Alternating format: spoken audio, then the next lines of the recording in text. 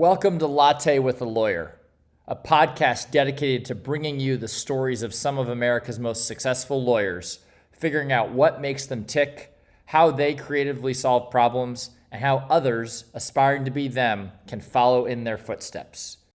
Okay, good morning, everybody. Welcome to another episode of Latte with a Lawyer. I'm your host, Jonathan Brakeman, and this morning we have with us Jonah Zweig from his law firm, the Zweig Law Firm. Good morning. Nice to have you. Hey, good morning. Thanks for having me on. Excellent. Okay, so to keep it the theme of the show, Latte with a Lawyer, what's your favorite morning beverage to get started? You can't really compete with a nice coffee. It's hard to go wrong. Okay, good. Excellent. I've got a lot of water drinkers, orange juice, tea, you name it. So No, put some jet fuel in a cup and a little bit of creamer and we're good to go. excellent. Good, good. Very good. Okay. So good to have you. You're in New York, obviously, and tell us about the kind of work you do and the law you practice. So my partners and I have a nice little diverse practice. Between the attorneys at my firm, we have a slightly broad array of areas that we cover. We're pretty litigation heavy. So I work on personal injury matters, some real estate litigation, general commercial litigation, and general civil litigation as well. With my partners, we also have some real estate transactional work. We have some compliance work, assisting companies staying in compliance with federal and state regulations. And a big part of what we do also is I serve as appellate and trial counsel for other law firms. So other firms come to me when they need expert assistance, either fixing problems or defending things. So we'll step in and take up the good fight for them and try to get them over the finish line to where they need to go. Got it. Is your focus, is it just New York Metro, or do you go outside of the area? I lost you for a second there, Jonathan. I'm sorry. Oh, we must have a bad connection. Is your practice New York Metro, or do you go outside of New York? So we're certainly very active in the 5 boroughs. We also work all up and down Long Island and the counties surrounding New York City. So Westchester, Rockland, Orange. We do some practice in New Jersey as well, and some in Northern New York. So we're certainly not, limited solely to New York City, although that is our primary stalking grounds. Okay, and you have a pretty diverse practice, which is a little bit atypical, I would say. Maybe because it's a smaller firm, you're doing a lot of different things. Part of that also is because the partnership that we have, each attorney is kind of has broad skill base, but more focused in certain specific areas, would be a specialty, if you will. So there's a lot of overlap in our skills, but we each bring something unique to the table. And that's something I like to have on the team as we continue to expand. We've been expanding since we've opened. I like where there's overlap so that there's cross support on more complex issues, but I also want to make sure that we've got a diverse firm capable of offering unique solutions for whatever a client may have as they come in. Okay, I see. Okay, so you're growing. I mean, if you had to sort of like, name like a core focus of the firm, what would it be? It would probably be general civil litigation, both commercial issues and personal injury. Those would probably be our definite hotspots, along with all the other practice areas we do cover. Okay. Well, I would imagine, I mean, someone's got to be at the center, so there's overlap, right, where you can sort of, leverage relationships. Sure. Right. It's always good, if a client has been with us in the past and is coming in with a new issue, they know that because we have diversified experience, we're more likely to be able to handle that than another small firm. Got it. I see. Is that part of your strategy as you grow? Absolutely. Okay. Excellent. Very good. How long have you been at this? How many years have you had the firm? So the firm it's fairly young. It's about to turn 3. Okay. We opened up a little bit before COVID, which was a doozy. Yeah. Keeping things exciting. But thankfully, even through the pandemic, we've been able to expand pretty rapidly for a firm of this age, and we're hoping for continued good things. Oh, very good. Excellent. So tell me about the path to becoming a lawyer. How'd you make that decision? How'd that happen? So I spent years, always wanting to give back to the community and be of service, to the community around me. And actually, for a significant period of time, I wanted to be a surgeon. And then my friends of mine and family members had actually been involved in some legal situations, on both sides of things.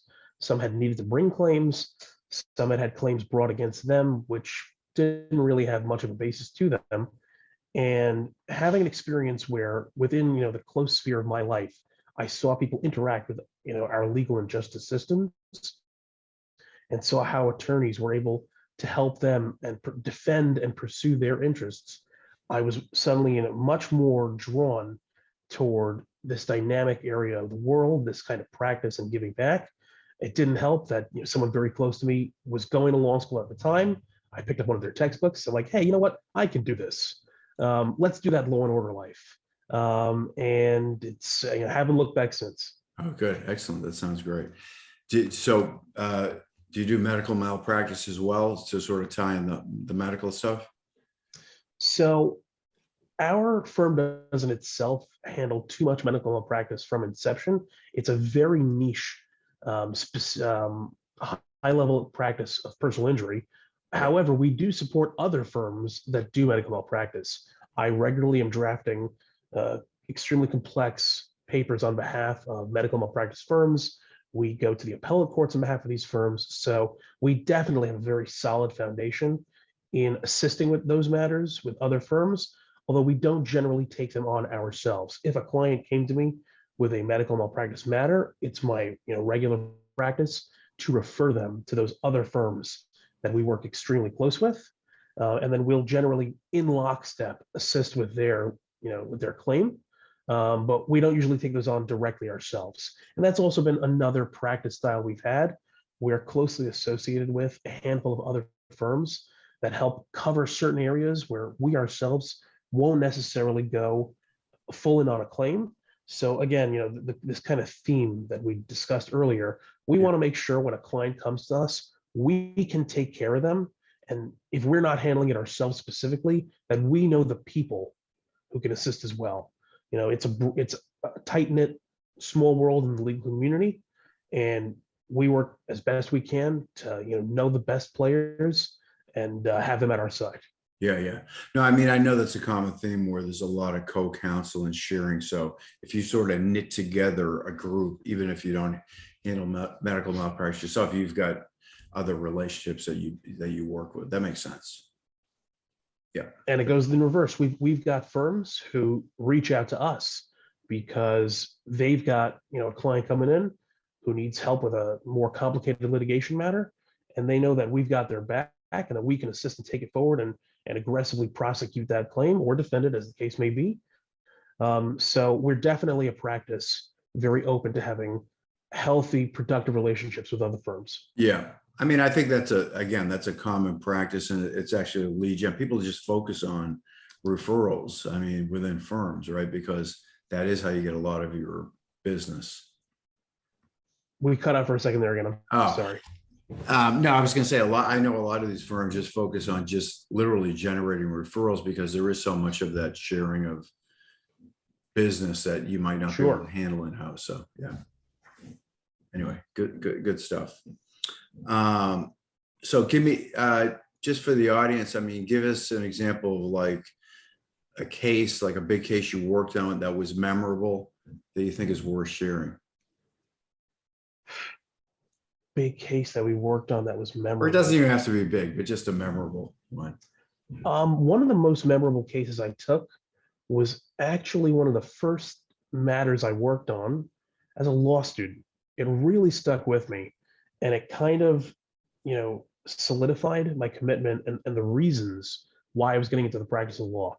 The law school that I went to, the Benjamin N. Cardozo School of Law, they have a number of student clinics and student groups where law students are able to get involved in assisting with individuals who have claims or have claims brought against them. So it provides access to individuals who otherwise wouldn't be able to have an attorney. They now have some level of legal assistance, and it provides law students with experience in real world advocacy. And a matter that I had taken on was representing an individual who had an employment claim that he had to bring against an employer, unfortunately, and he wasn't able to afford an attorney. And I took on that claim in front of an administrative law judge and brought it for him. And we actually had an adverse ruling. And I appealed that, and we were successful on the appeal. But part of what stuck out to me was that when we were sitting at the hearing, and it's like a trial in front of the administrative law judge, my client was sitting right next to me, and his hands were literally shaking. Mm. And my heart went out to the guy. You know, these are people's lives and livelihoods. You know, what might seem routine to a lawyer or to a doctor, for the patient or for the client, that's a big day. And my client was sitting there, his hands were shaking, and under the table, you know, we held hands for a moment. I, as much as I could, in the courtroom, gave his hand a squeeze, let him know that we were going to be okay, that we would, you know, we would fight till we won. And when it was all over, and when we finally got the successful decision on the appeal, this man came to me and told me how I had saved his life. And it wasn't that I felt like any kind of hero, but I saw how much this role matters, how advocacy matters to the clients who need us, and how people who need someone to champion their cause, if you're there for them, it makes all the difference. Yeah, that's And terrific. having that experience at the very beginning of my career has really stuck with me. Terrific story. I mean, that really, and I hear that a lot. I mean, that's kind of what drives, you know, attorneys to continue doing what they do. That advocacy, helping people that need help, that don't have a voice. And I mean, that's why a lot of young attorneys become public defenders as well, right? Absolutely. To do that work. It's not, I mean, everyone, of course, needs a job. You know, we all got to pay the rent or pay the mortgage or whatever it may be. Right. But when you have that moment where you get to also feel like you have a calling, it's a really powerful moment. Yep. Excellent. Very good. Do you do a lot of jury trials in your practice? So as many as I can. I love the theatrics of it. I love you know, there's a dramatic moment, of course, when you get up in front of the jury, ladies and gentlemen of the jury, when you're closing. You know, it feels almost like you're in a movie.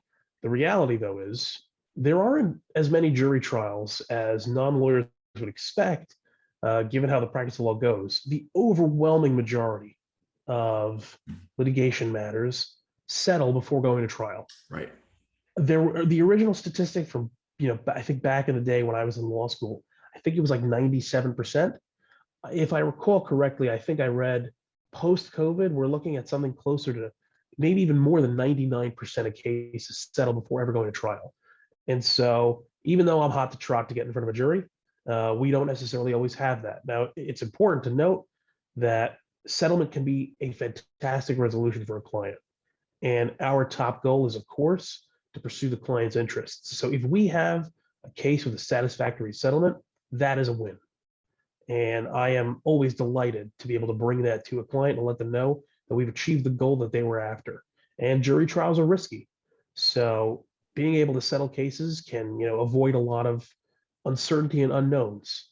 I always relish the opportunity, but whenever we're able to pursue a client's goals and needs by any means, that's a win. We do take on every matter with the eye toward trial. A lot of attorneys, unfortunately, litigate in the perspective of trying to settle. We litigate with the perspective of trying to win. Our client has a claim to either bring or defend, and it's our firm belief that the meritorious nature of that claim should be proven before a jury of the client's peers, the trier of fact. We are ready to take it all the way, which a lot of firms won't necessarily have that perspective. That certainly assists us when we come to the point of negotiations and settlement, but our mindset is always be fully prepared to one day get up in front of a jury and present the case as best as it can be presented. Yep, that makes sense. And again, I think that does make sense. And even though I think the percentage, it is somewhere between 95 and 99% that settle and don't go to trial. So I agree with you, and that's consistent. But as you stated, which I hear from everybody, you're still preparing as if you may go to trial. So you have the maximum leverage when you settle. Absolutely. The case, right? So how do you prepare for that? What's your best strategy to prepare for the potential of going into a jury, and against you maximize It the starts outcome? from day one. You got to know the case and the client inside out. You have to ask the questions that are more than just surface level. You have to be able to think creatively and think outside the box and understand the events that happened. If you're dealing with a breach of contract claim, you better have read every word of that contract, every footnote, every reference. And you got to read the terms and agreements. You have to understand the ins and outs of the matter that you're dealing with. If you're dealing with a real estate claim, go look at the piece of property, get a sense of what you're dealing with. The effort that you put in from the beginning pays dividends down the road. You know, the return on investment is huge. The more familiar you are with the case, the more capable you are to present and litigate it as the matter continues to heat up. Okay. Do you use technology like focus groups or mock trials or jury consultants, anything like to help you? So we've actually been very keen on adopting and utilizing technology as much as possible in the firm. It was a huge part of why we were able to weather the COVID pandemic as effectively as we did. We had fully remote virtual systems set up the moment the firm opened its doors up. We are a fully capable paperless practice. We're fully capable of working in an integrated manner together cohesively from disparate locations. We've brought on new team members in this remote virtual world.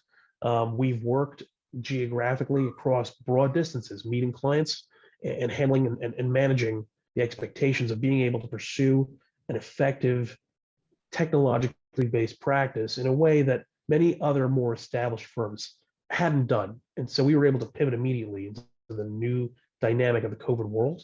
And because of that, when it comes to specific cases, we have, if the case calls for it, we consult with consultants. We'll speak with, we'll impanel mock juries.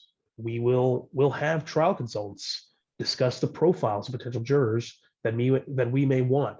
We'll work with electronic discovery companies to help pool together reams of information that either we need to produce to the other side or that the other side is produced to us. So we're very keen on making sure that the tools of the modern day are utilized in a way to advance our clients' goals. It behooves us to use everything at our disposal to zealously represent our clients. And when that comes to technology, we're always looking to stay on the cutting edge. Good. Excellent. Well, I'm sure you guys are more prone to it because you're younger than a lot of the Doesn't other hurt. too, right? We've So, also, in this new day, we're open to less classic lines of communication with our clients. Our firm has an Instagram account. Our firm has WhatsApp. We have a Facebook presence. I have had clients message me through Instagram's messaging system. I will text with clients. We're willing to go old school. If you've got a carrier pigeon, I'll open the window. But we're going to be where the clients are. Good. And in the digital age, you got to have a digital presence, and we will match the expectations of what the clients are looking for. Excellent. That's very good. Yeah. You have to be in every channel. I mean, that is clearly the way to do things today. Every channel. TikTok. Maybe you've thought about TikTok at some point. I don't know. There are TikTok lawyers out there. Unfortunately, I'm not such a great dancer. Well, you don't have to dance. You could do your own thing. Maybe one day. We're not there yet. Anyway, it is interesting. That's probably the one that I've never considered for business, but there are real business use cases for using that and all these Snapchat. It's really interesting. They've just expanded the use case for all these tools because, again, you're trying to meet people where they are. So sure. It also, there's information flow. These kinds of platforms, beyond just contacting or communicating with clients, they can be great tools in dispersing, information. Yeah. We've had, some low-grade mentorship relationships with other young attorneys, and we've had, we dispensed information through LinkedIn, through Instagram posts, concerning best practices or tips on how to practice more effectively as an attorney. And TikTok can certainly be or TikTok or Instagram or Twitter. Those can be powerful tools to, in a memorable way, connect with an audience and share information with them. There are things about, a personal injury claim, what to do if you're in a car accident, that I think the whole world should know. Just basic steps that everybody, when they're taking the road test, they should have that information drilled into their minds, because it's very difficult to remember it in the moment. When you're in an accident, you're in shock. If you've hit someone or someone's hit you, it's hard to remember all the little, the 6 or 7 steps you should take after a car accident. You put that kind of thing in a TikTok video or, an Instagram post, it helps the viewers kind of have that in the back of their mind, and it can pop up when they need it most. So we're definitely very open to, the new tools and new ways of doing business that certainly didn't exist even 5 or 10 years ago. Yeah. Okay. Good. Excellent. Very good. Good stuff. I like it. So what would your advice be today for somebody that was considering law school? What would you tell them?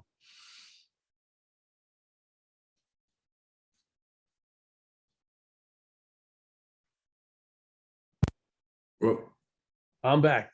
We got dropped off. yeah, no, I think the signal is not great, but that's okay. So what I wanted to ask you was, so for somebody that was considering law school today, what would your advice be? Go for it. Now, I would certainly also recommend that, this is without going into too much of a very complex issue in its own right.